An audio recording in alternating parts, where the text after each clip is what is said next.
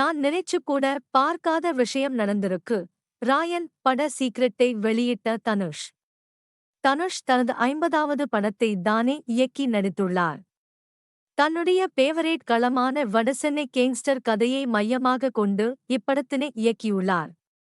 அண்மையில் இப்படத்தின் புதிய போஸ்டருடன் ராயன் என்ற தலைப்பு வெளியாகி ரசிகர்களை கொண்டாட வைத்தது.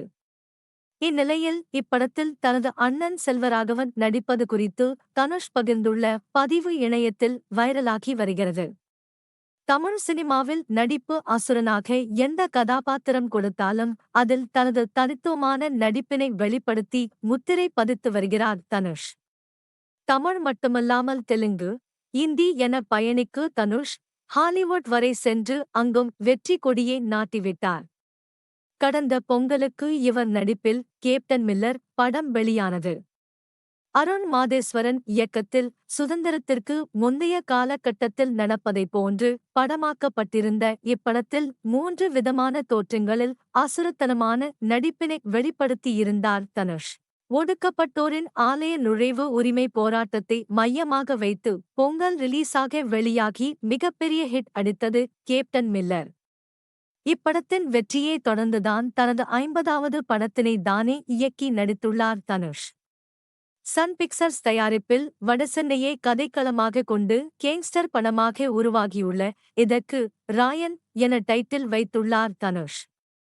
அண்மையில் இப்படத்தின் போஸ்டரில் கையில் கூர்மையான ஆயுதத்துடன் காளிதாஸ் ஜெயராம், சந்தீப் கிஷனுடன் தனுஷ் நிற்பதை போன்ற மிரட்டலான ஃபர்ஸ்ட் லுக் போஸ்டர் வெளியாகி ரசிகர்கள் மத்தியில் கவனம் ஈர்த்தது. இதனையடுத்து ராயன் படத்தில் நடிக்கும் எஸ். ஜே. சூர்யாவின் போஸ்டரை வெளியிட்டார் தனுஷ். இந்நிலையில் தனது அண்ணன் செல்வராகவனின் ராயன் லுக் போஸ்டரையும் வெளியிட்டுள்ளார். தனுஷின் திரை வாழ்வில் முக்கியமானவர் அவரது அண்ணன்.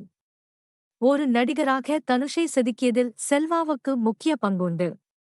இவர்கள் காம்போவில் வெளியாகும் படங்கள் அனைத்தும் ரசிகர்கள் மத்தியில் தனி வரவேற்பை பெறும்.